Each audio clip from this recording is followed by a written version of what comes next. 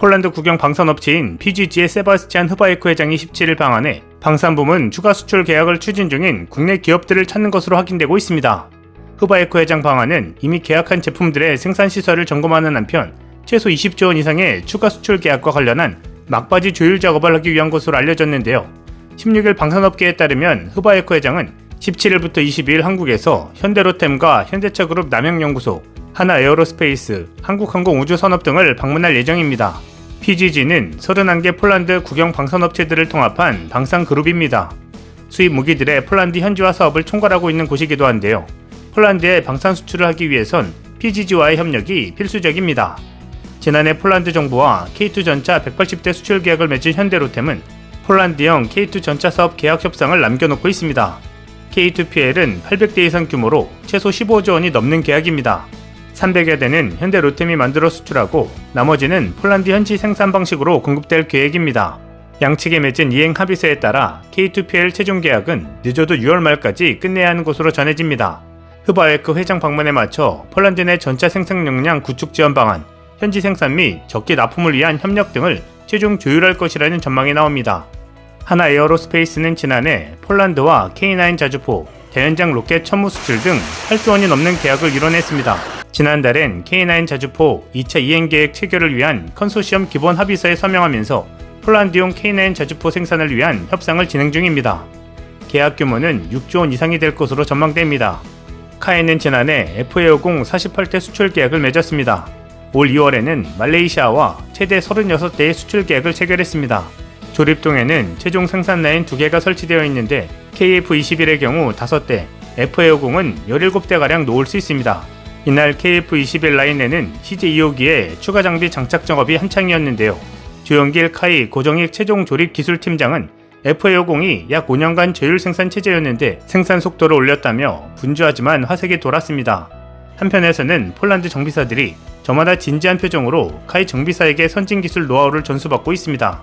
FA50의 유럽 진출은 국내 항공 기술력이 잠재적 고객인 각국의 수요에 충분히 부응할 수 있다는 상징성이 담겨 있습니다. FA50은 미 공군과 해군이 추진하는 훈련기 사업에도 도전장을 던졌습니다. 동유럽 폴란드에 이어 미국 시장에서 교두보를 확보한다면 FA50은 북대서양 조약기구로 판로를 확대할 수 있는데요. 사실상 전 세계에 우리 항공기 깃발을 꽂는 셈입니다. 때문에 폴란드는 KF21에도 큰 관심을 보이는 것으로 알려지고 있는데요. FA50 구매를 위해 카이 공장을 방문한 자리에서 폴란드 대표단은 KF21을 보고 저 항공기는 무엇이냐며 폴란드 국기가 거꾸로 달려있다는 농담까지 한 것으로 알려졌습니다. KF21 동체에는 공동개발국인 인도네시아 국기가 새겨져 있는데 인리 국기를 뒤집으면 폴란드 국기와 똑같습니다. 폴란드 대표단은 이미 이 사실을 알고 있으면서도 그 자리에 들어가고 싶다는 뉘앙스를 풍긴 것으로 분석됩니다. 이 소식에 군사 커뮤니티에서는 우리도 빨리 뒤집고 싶다, 농담의 현실화, 뒤집자 제발 등과 같은 반응을 보이고 있습니다. 항공기 정비 및 운용 등에 관한 추가 협력을 맺을 가능성도 점쳐지고 있습니다. 업계에서는 흐바에크 회장의 방안이 계약에 대한 점검 차원 이상의 의미가 있다고 보고 있는데요. 한 방산업계 관계자는 폴란드와의 협력은 우방 국가들과 한국산 무기에 관심이 많은 국가에 한국의 방산 경쟁력을 보여주는 중요한 신호라며 추가 계약이 아니더라도 기존 계약에서 파생되는 협력 방안을 계속 찾아야 한다고 말했습니다. 실제 폴란드 국방부 장관은 2년 안에 영국의 3배 규모의 군대를 보유할 것이라고 말한 바 있는데요. 영국은 약 10만 명의 현역 군인을 보유하고 있습니다. 폴란드는 현역 군인을 30만 명으로 늘려 러시아에 의해 부서지지 않을 댐 역할을 할 것을 다짐하고 있습니다. 이를 위해 국방 예산을 수십억 파운드로 투자하며 구형 M1A1 전차 116대와 신형 M1A2 전차 250대, 그리고 한국의 K2 전차 1000대를 보유할 예정으로 알려졌습니다. 이런 가운데 폴란드의 PT-91 전차들이 우크라이나에 등장해 관심이 주목되고 있습니다. 폴란드는 30대의 전차를 우크라이나로 보냈는데요. 현재 폴란드는 약 200대의 PT-91 전차를 보유하고 있습니다. 폴란드가 주문한 미국 M1A2 전차와 한국의 K2 전차를 받기 시작하면 이들 모두가 우크라이나로 보내질 가능성이 높은 것으로 알려지고 있습니다. 폴란드 측과의 방산 계약으로 한국의 지난해 방산 수출 수주액은 170억 달러, 약 24조 1천억 원으로 전년도 실적의 2배가 넘어 역대 최고액을 기록했습니다.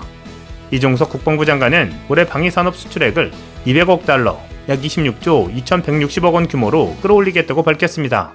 이 장관은 17일 서울 용산 육군회관에서 방산업체 최고 경영자들과 만나 유럽 지역 방산 수출 전략을 논의하며 힘에 의한 평화가 진정한 평화라면서 이제는 우리 K방산이 대한민국을 넘어 힘에 의한 세계 평화에 기여할 것을 믿는다고 강조했습니다.